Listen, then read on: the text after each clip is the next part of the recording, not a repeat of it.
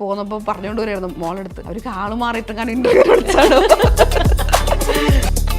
2000 രൂപ ചില്ലറ ഉണ്ടെന്നൊക്കെ എന്നെ കണ്ടാ പറയുമോ?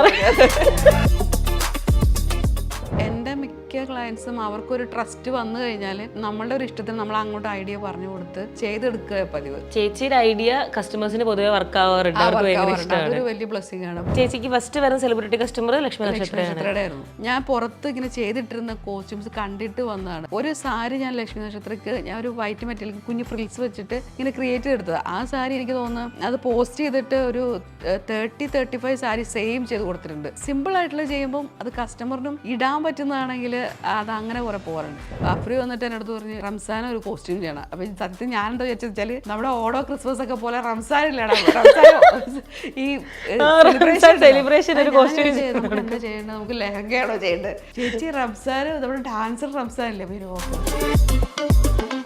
ഞാൻ ഒരു കുഞ്ഞൊരു ഷോപ്പ് ഉണ്ടായിരുന്നുള്ളൂ. ആദ്യം 1 month ഞാനും ആദരവും കൂടി ആര് കസ്റ്റമേഴ്സ് വരാണ്ടിരിക്കുമ്പോൾ ഞങ്ങൾ തമ്മിൽ വെറുതെ കളിക്കുമായിരുന്നു ഡ്രസ്സ് കൊടുത്തിട്ട്. ഇതെത്രയാ എമൗണ്ട്? ആരും അറിയില്ല നമുക്ക് നമ്മളോട് ഉണ്ടത്. ഏറ്റവും ഫ്രണ്ട്സ് എന്ന് പറഞ്ഞാൽ എൻ്റെ 3 മക്കളാണ്. എന്ന് വെച്ചാൽ എനിക്കൊന്ന് അവരുടെ കുറെ ഇൻപുട്സ് കിട്ടുന്നതുകൊണ്ടായിരിക്കും. ഇവരിങ്ങനെ വന്നിട്ട് പറയാം അമ്മ എനിക്ക് ഈ ഡ്രസ്സ് തന്നെ വേണം, അങ്ങനെയൊക്കെ വാശി പിടിക്കുകയൊക്കെ ചെയ്യും. എൻ്റെ ഡിസൈൻ ഒന്നും അവർക്ക് ഇഷ്ടമല്ല. ഇത്ര നേരം ഞാൻ സംസാരിച്ചില്ലല്ലോ. എത്ര വയസ്സുണ്ട്? ഇതൊക്കെ എടുത്ത് പോസ്റ്റ് ചെയ്യണ്ടോ?